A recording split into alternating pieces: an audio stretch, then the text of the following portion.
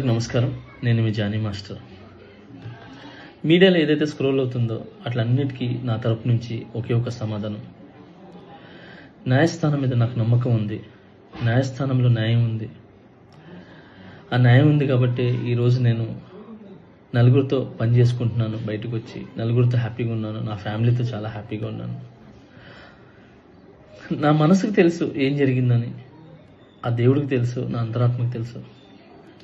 ఇవన్నీ కూడా రేపు న్యాయస్థానంలో కోర్టు నిర్ణయిస్తుంది, న్యాయస్థానం నిర్ణయిస్తుంది.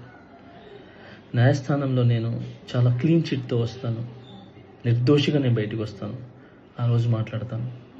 అప్పటి వరకు నేను నిందితుడిని మాత్రమే. సో నేను ఓన్లీ నిందితుడిని మాత్రమే. మీ ప్రేమ నాకు ఎప్పుడు ఇలానే ఉండాలి, ఇలానే ఉంటుంది. నాకు తెలిసింది ఒకటి, నేను నాకు వచ్చిన పనితో బాగా కష్టపడటం, ఎంటర్టైన్ చేయటం. సో నేను ఎప్పుడు నా పనితో, నాకు వచ్చే విద్యతో మిమ్మల్ని అలరించడానికి మీ ముందుంటాను. మిమ్మల్ని అలరించడానికి కష్టపడతాను.